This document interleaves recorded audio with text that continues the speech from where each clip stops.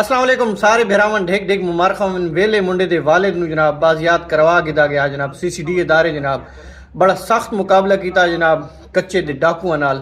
4 डाकू जनाब उन्हें मार गिराए CCD आलियां।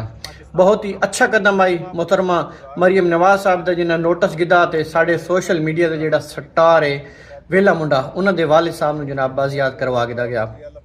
ये एक वाकया इंज होया साढ़ा जेड़ा वेला मुंडा मोहम्मद शहजाद साहब उसनूं भी रिक्वेस्ट करसा भी जेड़े तुसां प्रैंक करदे हो ना, प्रैंक उस हद ताईं इंसान नूं नहीं करना चाहिदा भी लोग अगर तुहाडे नाल हकीकत दे विच कल इंज हो वैंदा तो लोग उसनूं भी जेड़ा ना प्रैंक समझे।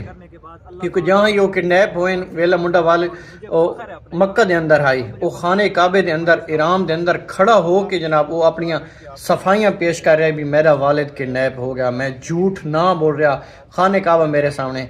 लेकिन उसके बावजूद ही आवाम जेड़ी उसके व्यूवर्स हैं उसके फॉलोवर जेड़े हैं वो सारी तले कमेंट सैक्शन वेखसो तुसां आप ही अंदाजा लैसो भाई वो हर बंदा आता पे भी वो व्यूज़ हासिल करने वास्ते जड़ा ना ये प्रैंक की जनाब खबर जनाब चला रहे हैं। इस हद ताईं प्रैंक बिल्कुल नहीं करना चाहिए। तो बाकी एक बारी वत मैं आखसा वेले मुंडे जनाब ढेक ढेक मुबारक होवे वालिद साहब इंसानियत जेड़े जिस बंदे दे वालिद नहीं होंदा ना कदर उस इंसान नूं होंदी है। तो वेले मुंडे ते उस टाइम क्या गुजरती पई आई हर बंदे दुआ की अल्लाह के हुक्म नाल वेले मुंडे दा वालिद मिल गया। अस्सलाम वालेकुम।